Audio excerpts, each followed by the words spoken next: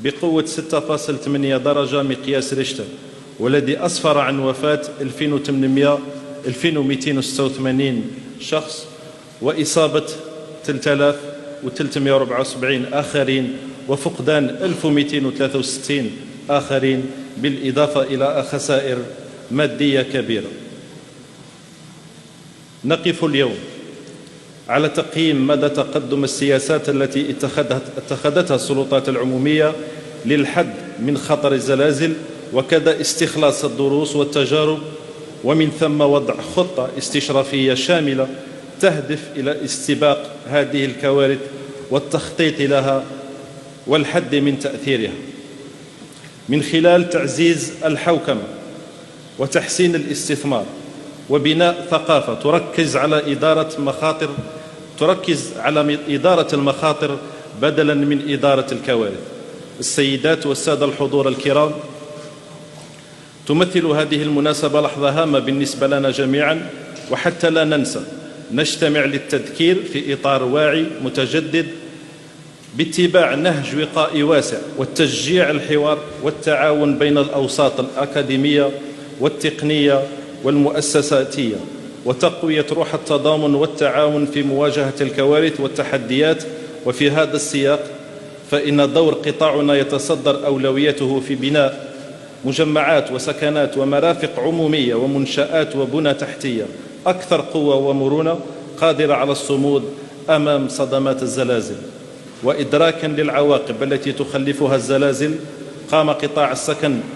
والمدينة وبكل حزم بالتنفيذ وتدابير وآليات فعالة للوقاية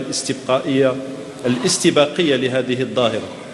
واتخذ خطوات جادة من خلال وضعه لمخطط واستراتيجيات محكمة الصيغة هدفها تعزيز فهمنا لخطر الزلازل وتفعيل إجبارية تطبيق أحكام النظام الجزائري المضاد للزلازل الRPA، وفي كل عمليات البناء والسهر على احترامها عبر الهيئة الوطنية للرقابة التقنية للبناء. كما تم اتخاذ إلزامية في اتباع هذه الأحكام ضمن إطار التخطيط والتهيئة العمرانية، وتعميم استخدام التكنولوجيات الحديثة كإدخال تقنية العازل الزلزالي لرفع مستوى الحماية، والتي تمت على مستوى قاعة صلاة الجامع الجزائر. وبالإضافة إلى كل هذا، تم تعزيز الإجراءات الهيكلية بالاستثمار في بناء مختبر تابع للمركز الوطني للبحث المطبق في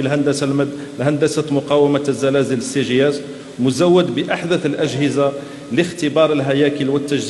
والتجهيزات كطاولة اهتزازية، وتقوية الشبكة الوطنية للمركز بالأجهزة المستعملة في رصد وتسجيل الموجات الزلزالية، وكذلك كسب الخبرة فيما يتعلق في تقييم الأضرار اللاحقة بالبنايات، وذلك من خلال الهيئة الوطنية للرقابة التقنية للبناء، حيث تمت هذه العملية اليوم بشكل رقمي من خلال تطوير تطبيق يعتمد على الذكاء الاصطناعي يعرف باسم ديما، ويساعد في تقديم خرائط دقيقة وآنية للأضرار، ويعتبر أداة اتخاذ القرار للسلطات المحلية والمركزية فيما يتعلق بالتدابير الاستعجالية، والذي أنشئ بفضل مهندسين جزائريين. ولأن الزلازل لا تعترف بالحدود، فإن جهود التنسيق العربي والدولي للوقاية والحد من مخاطرها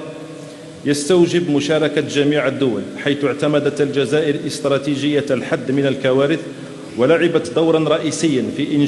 إنشاء المركز العربي للوقاية من الزلازل والكوارث الطبيعية الأخرى المتواجد مقره بالجزائر. كما نحرص كل الحرص على مواصلة تشجيع كل المبادرات التعاون في ميدان الهندسة ومقاومة الزلازل مع البلدان الصديقة، كما كان عليه الحال مع الجانب الصيني على هامش زيارتي إلى جمهورية الصين الشعبية وترأس أشغال الدورة الثامنة للجنة المشتركة الجزائرية الصينية التعاون الاقتصادي والتجاري والتقني المنعقدة بالعاصمة بكين شهر جونفي المنصرم. السيدات والسادة الحضور الكرام، الجزائر الجديدة التي انتجهت مسار الإنجاز ورافعة التحديات وفقا لفكر وهيكل جديد تنبثق من حكم راشد يحرص على كل الحرص على الوفاء بالعهد والحفاظ على المكتسبات الاجتماعية وتوجيهها أحسن توجيه. رئيس الجمهورية السيد عبد المجيد تبون عكف على إيلاء المواطن كل العناية من خلال توفير السكن اللائق، فإن قطاع السكن والعمراني والمدينة يشرف على توزيع قرابة 1.5 مليون وحدة سكنية ما بين سنة 2020 و5 جويلية 2024. وهنا خلينا نقول أنه ما بين سنة 2020 وسنة 2004 يعني 5 جويلية 24 إن شاء الله راح ننتهي من يعني نكونوا قد وزعنا قرابة 1.5 مليون وحدة سكنية، محققين بذلك عتبة لم يسبق لها مثيل في تاريخ الجزائر المستقلة. القطاع كان له الشرف لإنجاز 4398 مرفق تربوي، ووفر 97100 مقعد بيداغوجي و71804 سرير للتعليم العالي على غرار القطب الجامعي الشهيد عبد الحفيظ إحدادا بسيدي عبد الله، والذي دشنه السيد رئيس الجمهورية يوم 19 ماي المنصرم. كما كلفنا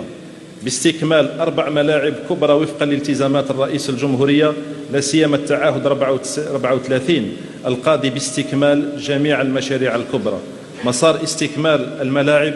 كانت بدايته بالمركب الأولمبي ميلود هدفي بوهران، والذي احتضن فعاليات ألعاب البحر الأبيض المتوسط. تلاها ملعب نيلسون مونديلا ببراقي، والذي كان مسرحا لبطولة إفريقيا للمحليين، فملعب تيزي وزو